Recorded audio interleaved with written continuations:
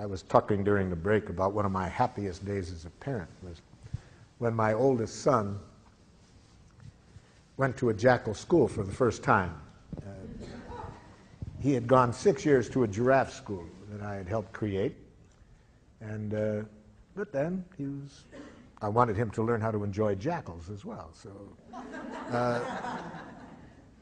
and in giraffe schools, we also want to be aware that the children are not always going to be in this setting, so we want them to learn how to stay with their own values regardless of which structure they're in, you see. So he comes back the first day from school, and he looked less than happy, and I said, how was the new school, Rick?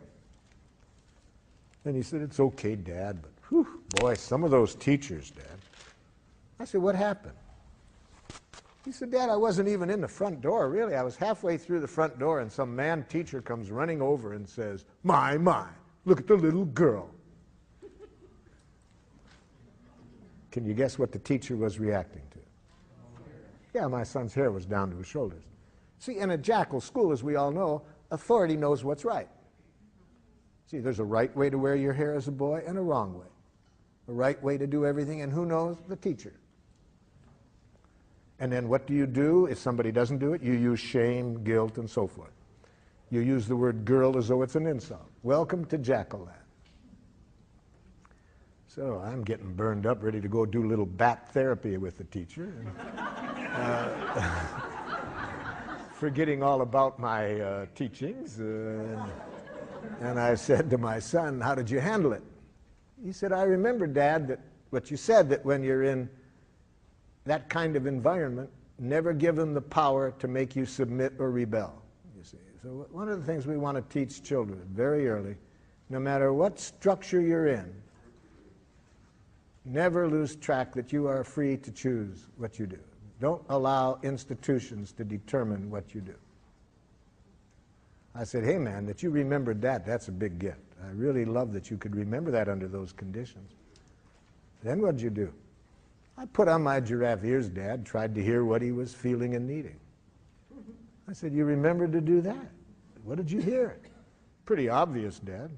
Looked irritated, wanted me to cut my hair. Hey, wow, man, I'm really glad you could remember that. How did that leave you feeling?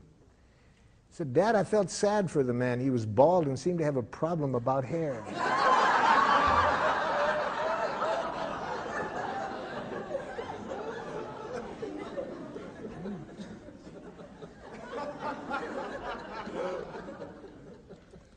So we want children, the same thing we want to teach adults. Institutions can't make you do anything.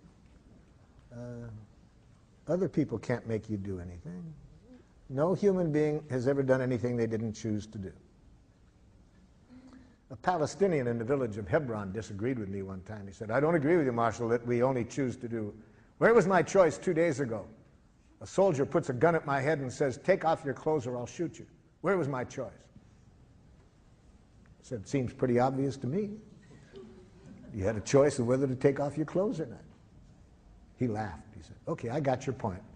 I chose not to take off my clothes. That soldier knew I didn't have a gun. He was doing this to dishonor me. I chose to risk my life to protect my honor. Okay, so I'm not saying we always like the choices we have, but nobody can make us do anything we don't choose to do.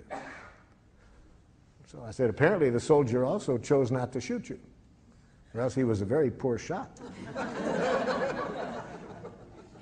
My children taught me this about nobody does anything they don't choose to do. From the time they were 2 years old, they educated me that I couldn't make them do anything. All I could do is make them wish they had. And then they taught me another lesson, that any time I would do that, they would make me wish I hadn't made them wish they had. They taught me that violence creates violence, you see.